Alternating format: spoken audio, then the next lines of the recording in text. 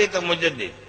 بھائی جاہل آدمی وہ کیا مجدد بنے گا؟ فتاوی رضویہ کا ایک صفحہ دیکھ کے نہیں پڑھ سکتا. بلکہ ہم تو اس کو کہیں گے کہ تو صحیح آیت الکرسی بھی پڑھ کر دکھا دے. نہیں پڑھ سکتا.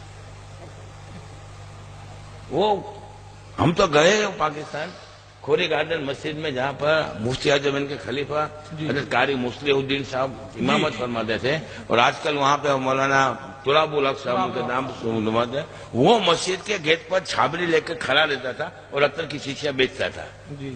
اسی میں تو اس نے اپنا تقلص عطار رکھا ہے، عطر بیچتا تھا. اب وہ عطار میں سے مکار ہو گیا.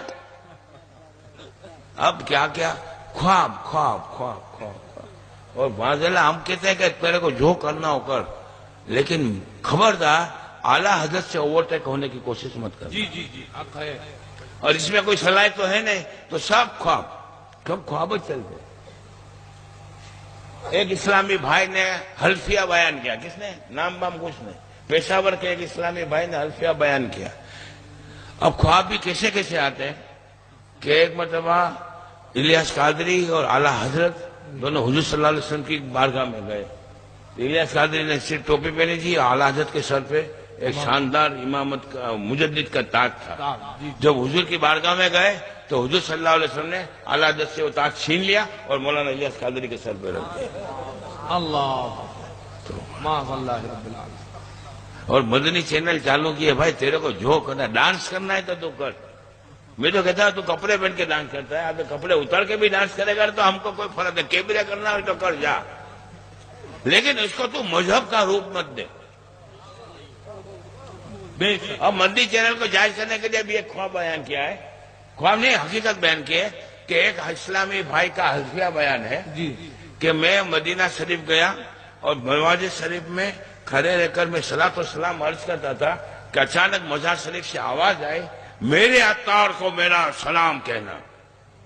حضور صلی اللہ علیہ وسلم نے تو وہ مرید کہتا ہے، وہ بھی عطار ہی تھا، ہرات ہوتا.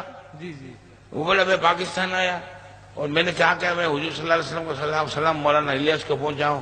تو میں 2-4 مرتبہ ان کے پروگرام میں بھی گیا، لیکن بھیڑ بھاڑ کی وجہ سے میں ان تک نہیں پہنچ سکا اور بہت کوشش کی لیکن میرا کوئی کانٹیکٹ نہیں ہوا.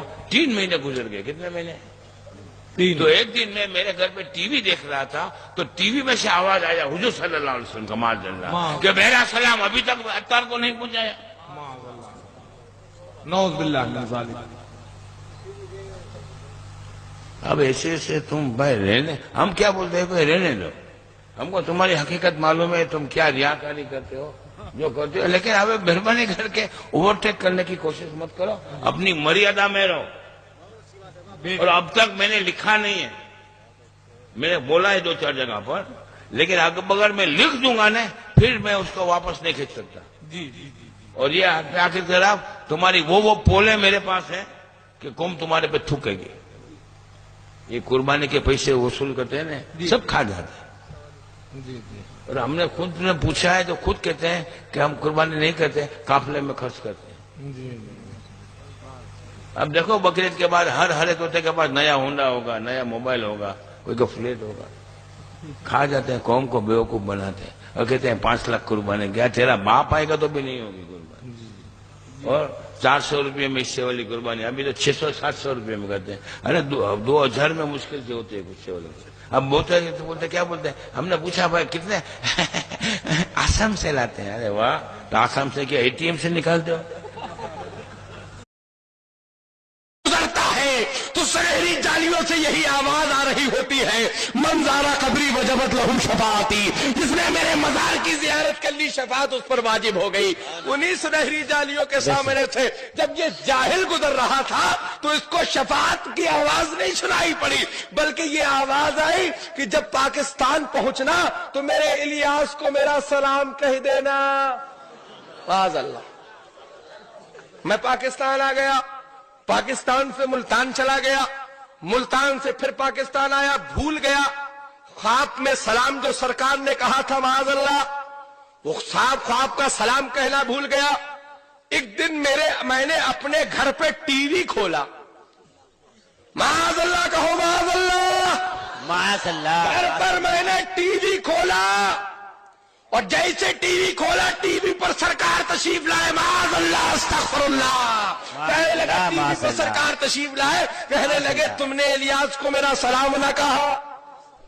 ایسے بدبخت ذہن کی ذہنیت رکھنے والے یہ دعوت اسلامی والے کہنے لگے صاحب الیاس کے بیٹے کی شادی، سرکار دو عالم تشریف لائے، استقبال میں مہمانوں کے کھڑے تھے، سرکار غریب نواز اور غوث اعظم تمبو اور قنات لگا رہے تھے۔ میرا غوث تیرا تمبو قنات لگانے کے لیے نہیں ہے، میرا غوث تو غلاموں کی حفاظت کے لیے ہے، میرا غوث تو ہم غلاموں کو بچانے کے لیے ہے، میرا غوث تو وہ غوث اعظم ہے جو اشارہ کرتے تو پل میں کشتی ادھر سے ادھر ہوتی ہوئی۔ سبحان اللہ سبحان اللہ، نعرہ تکبیر، نعرہ رسالت، مسلک اعلی حضرت، جشن شہدائے کربلا، عرس مبارک، نعرہ تکبیر، سبحان اللہ جھوٹ سبحان پر جھوٹ کہنے لگے صاحب ایک یمنی بزرگ نے ایک خواب بیان کیا کہ میں خانے کعبہ کے غلاف کعبہ کو پکڑ کر کھڑا تھا، میں نے دیکھا کہ سرکار دو عالم تشریف لائے،